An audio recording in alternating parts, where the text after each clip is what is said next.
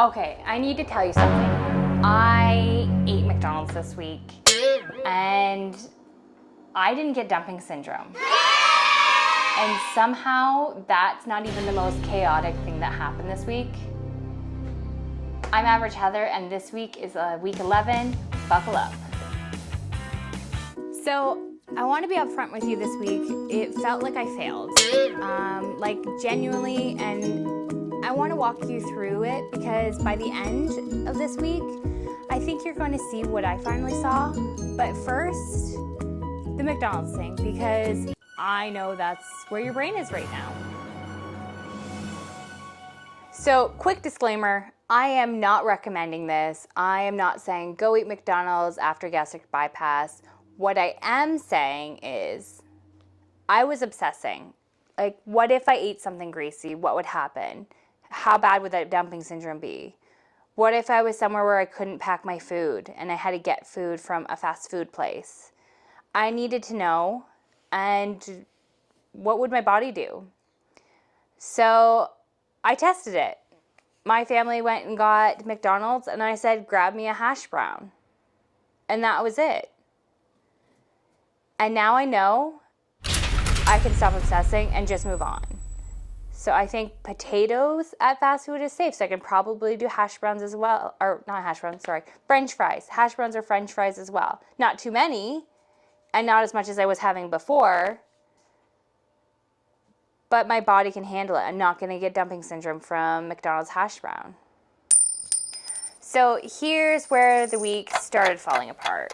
I had my bariatric appointment this week, and this is the one I've been waiting for, where they were going to tell me what I can actually eat now that I'm off soft foods, and what exercises I can add. And I was genuinely excited to find out what this next level was going to be. So 2 days before my appointment, I get a call, and they need to reschedule me a month out. So we had to push the appointment for a month out. So they never do that to me, so I know it was for good reason. But I'm not going to pretend like I wasn't disappointed, because I was. And I have been on soft foods for weeks, and I just wanted to find out what new things I can add to my diet and what other exercises I can do as well, because I don't want to push it and do the wrong thing and that turn out badly for me, because I know there's so many things that I have to wait till 6 months before I can have, but I don't know what I can have between now and then. So I was really looking for that appointment, and the books are not helping me, so talking to the dietitian was going to help me. And so now I just have to keep waiting, and it's hard. And I know it doesn't delay my body healing and me moving to the next stage physically. Like, I know that that's happening, but I just wanted to know what was safe for me to have and what was safe at the gym that I can do. Because there's machines I look at the gym that I want to try, but I don't know if it's a good idea or not. On top of the appointment, it rained basically all week. And I get migraines, like really bad migraines, when the weather shifts. So most of the week I was actually just pushing through migraines. So it was a tough week. So I went to the gym twice, and I got the dogs out for a walk twice. They do go into the backyard every single day, but I felt so guilty because they love their walks. And last week we did it every single day. So I felt tremendously guilty for not taking them as much as they wanted to go. But here's what I want you to hear. I went to the gym twice this week with migraines. That's not a failure. It's not perfect, but it's part of the journey. Some weeks are just not going to be what you planned for them, and that's what this week was so far. Okay, so I need to tell you about the most stressful thing that I had this week. So it was 2 hours that this stress was on me. And I genuinely wish I had filmed it. I didn't think that it was going to be something that I'd include in my video, but I decided to anyway because it was so stressful. So pets. When you have pets, there are things you need to do. And where I live, it's mandatory that they get their rabies shots. And so I was told about a clinic. So when you go to the vet, it costs $180 per animal. And that's before taxes. And at the clinic, it was only $30, and that's including taxes, and that's per pet. So saving a lot of money. So we had to go to the clinic. So I have 5 cats and 2 dogs, and the clinic was 30 minutes away. It's the closest one to us. Nowhere in my area do they do these clinics. So this one is 30 minutes away. So we had to time for that. I had to get each of my cats into their own carriers. They absolutely hate their carriers. When they see them come up from the basement, they scatter and hide, making it even harder to get them in. So I decided to get my most difficult cat first, which is Betty, and get her in the carrier and then go from there. I also had to pack the stroller in my van for the dogs because it's just too much chaos if you have the 2 dogs on their leashes and then all the cat carriers with just the 3 of us to manage it all. So I put the dogs on their leashes and I got all of the cats in their carriers, and that took only about 15 minutes to get all done, which was a surprise because usually it takes us longer than that to do that. And then I got the stroller in the van. I made sure I put it at the back so I could get that out first, and then get the dogs in it before getting all the cat carriers out. So we drove that 30 minutes. We got there 15 minutes early before they opened. It was at 9 a.m. We got there at 8:45. And we were hoping that we were going to be the only ones there, that we came early enough that we were going to be just early and no one was going to be there. We were really wrong and underestimated how many people want to save money. There were 10 people there with very big dogs there before us. So by the time the doors opened, 25 more people had lined up behind us, and we were just outside this. It was like a garage, like a workshop that they had set up this clinic at. Like, so there's just like these tables with the vet and their assistants, you know, to take the money and give the paperwork for the rabies shots. And it was like a garage door, so like a big giant door that opens up, you know, where people can park in there to get their cars fixed. I don't really know. I didn't check the sign of what it was. Anyway, so we were all lined up outside of this garage, and it was loud, and my cats were in their carriers, and there were these big dogs right in front of us, and my cats are indoor cats. They only know my 2 little Pomeranians, so they don't know big dogs. We've gotten them since they were little tiny kittens. So they were scared, and I was trying to make sure that they weren't too close to the big dogs, and I know that they were hearing all the noise going on, so I'm sure that they were terrified the whole time. And I had to shuffle the cat carriers, all 5 of them, every time the line moved, which every so often it would move, which was weird because we were there for a long time before the doors even opened. So I don't know why we were shuffling up, but we kept shuffling up, so I had to keep moving the cat carriers forward, but making sure that they weren't too close to the big dogs. And then my dogs were just yapping away because of all the other dogs that were just barking like crazy. And I was convinced that when we were going to get the shots, that one of my cats was going to escape. And you get out of the vet's hands and just run through the parking lot. We were going to lose them forever.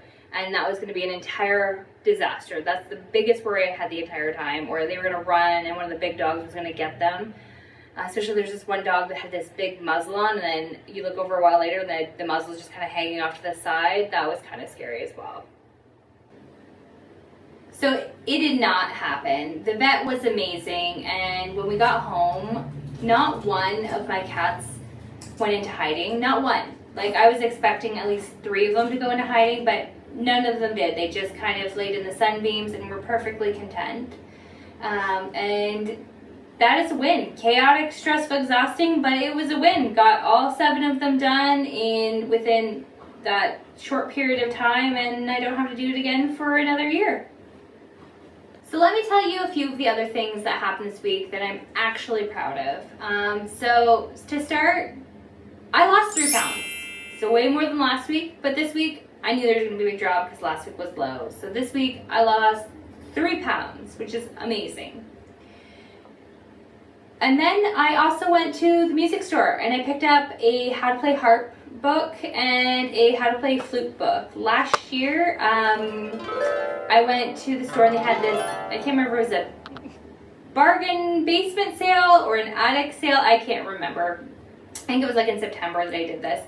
But they had this harp for sale. I have never seen a harp for sale in my life. So I decided to buy it.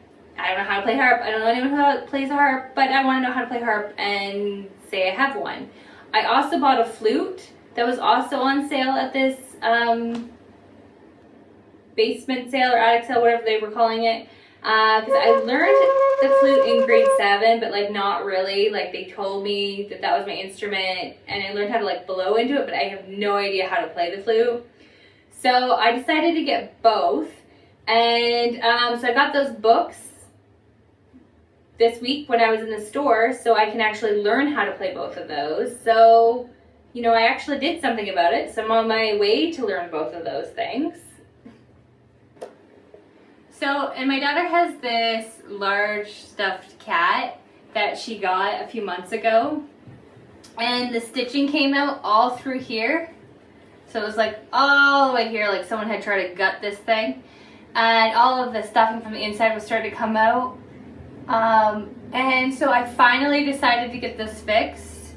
Didn't take very long. I don't know why I left it for so long. I just kept kind of forgetting about it, I think.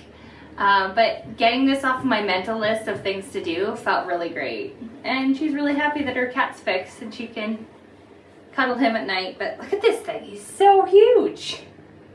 So, yeah, I mean, it doesn't look like the best stitching, but it's better than whatever stitching they have.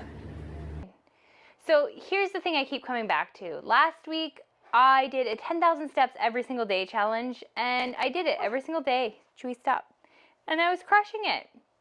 And then this week, I just feel like I'm just trying to survive. It's just so different. And then I think we don't talk enough about the survival weeks, like, because they're part of this too. They're part of the journey. The canceled appointments, the rain, the migraine, and all the other chaos. That's all part of the weight loss journey. And you don't get a medal for surviving those weeks, but I think that you should. And I didn't fail this week. I did have disappointments, and I kept going.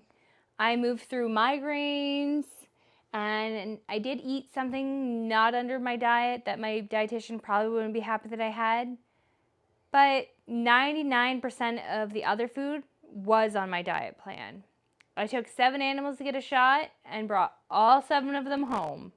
I went to the gym twice, and I lost 3 pounds. So not every week is going to look like a highlight reel. And if you're in a week like that right now, I see you. You're not failing. You're surviving, and that's enough. I want to hear from you. What does your hard week look like? Drop in the comments. Let's normalize the messy middle of this, because I think a lot of us are in it and nobody really talks about the messy part. You know, we focus on the highlights. If you haven't already subscribed, it would mean the world to me if you would. I post every single week, the good and the ugly. I'll see you next week in week 12. Bye.